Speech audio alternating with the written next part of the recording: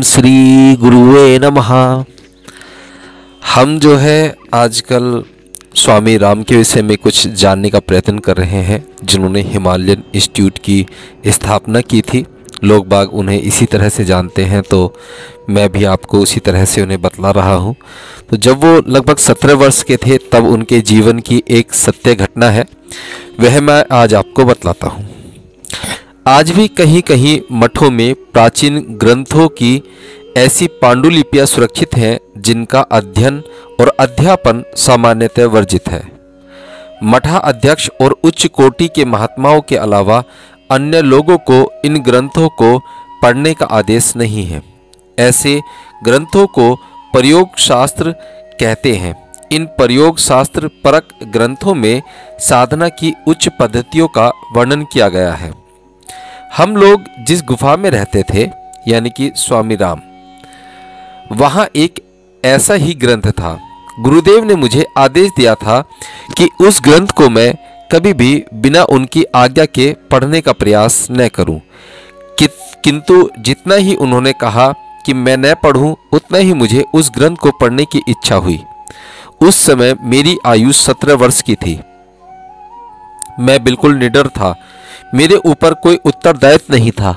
मुझे यह भ्रम भी था कि मैं एक बहुत सिद्ध और प्रबुद्ध साधक हूँ। साथ ही मुझे यह विश्वास था कि मेरे गुरुदेव सर्वसमर्थ हैं और दयालु हैं, और यदि मुझसे कोई गलती हो भी गई तो वे इसे सुधार लेंगे। एक बार गुरुदेव यात्रा पर थे। वह ग्रंथ उनके साथ था।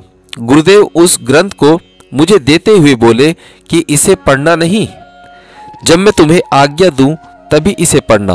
किंतु मैं उस ग्रंथ को पढ़ने के लिए आतुर हो गया। वह ग्रंथ आत्म मंत्रों का एक संकलन था।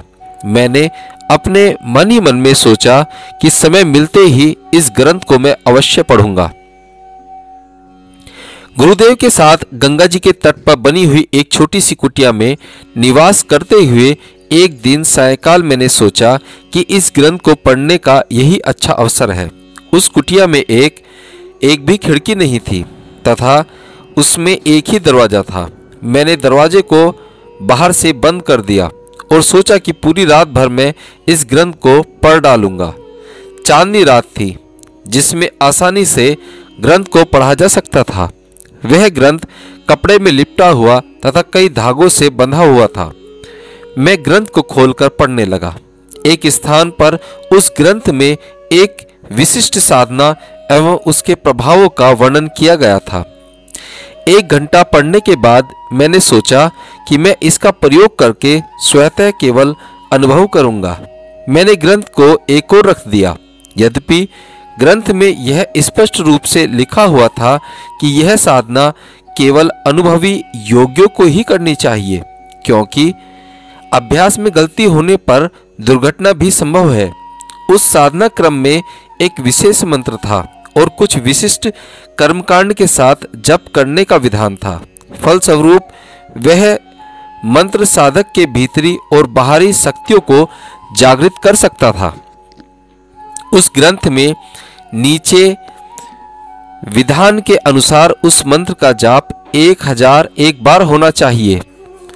मैंने विधि विधान के साथ जब प्रारंभ किया, मैंने उस मंत्र का 900 बार जप किया, किंतु कुछ भी अनुभूति नहीं हुई।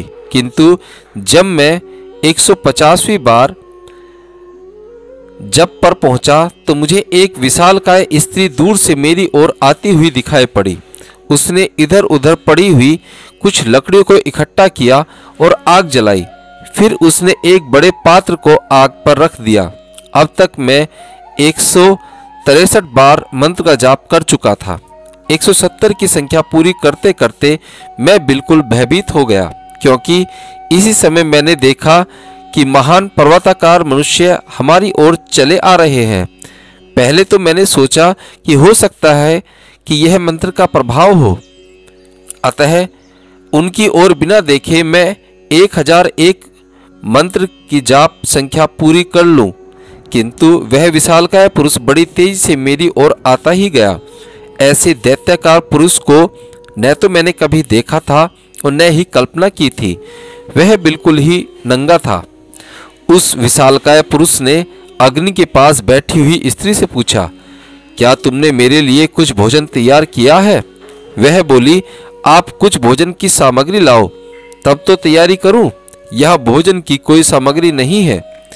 वह पुरुष मेरी तरफ देखकर बोला, यह क्या है? इसी को काटकर क्यों नहीं पकाती हो? उसकी बात सुनते ही मैं बेहोश हो गया। मैं अपने जग और जीवन की सुध-बुध भूल बैठा। मुझे कुछ भी ज्ञान नहीं रहा कि मैं कितनी देर तक बेहोश रहा।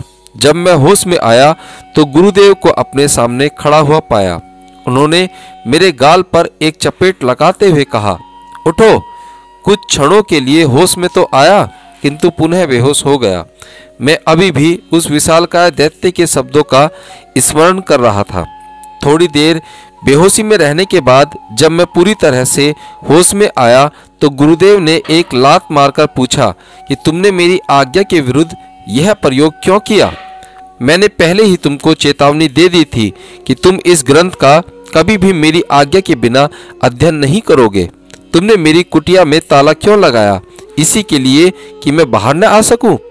इस अनुभव से मुझे मंत्र की शक्ति पर विश्वास हो गया। तब से मैं अपने गुरु मंत्र का निरंतर हृदय से स्मरण किया करता हूँ। जहाँ कहीं भी जाता हूँ, जो कुछ भी करता हूँ, जीवन की हर परिस्थिति में अपने गुरु मंत्र का स्मरण करता रहता हूँ। बाल्यकाल में मैंने उद्दंडतापूर्वक कई कार्य किए, किंतु गुरुदेव के दिए मंत्र शक्ति ने सदा ही मेरी रक्षा की और मेरा मार्गदर्शन किया। बिना अनुशासन के और बिना यम और नियमों का पालन किए यदि मंत्र जाप किया जाए तो उससे साधक को अधिक लाभ प्राप्त नहीं होता है। साधना में अनुशासन ही परम आवश्यक है। भय और संशय निरंकुश मन की अपनी निजी सृष्टि है। मंत्र तभी फलीभूत होते हैं जब मन पवित्र और अंतर्मुखी हो। बिना मंत्र के अर्थ को जाने भाव का उदय नहीं होता और बिना भाव के जप करने से विशेष लाभ संभव नहीं है। हरिओम।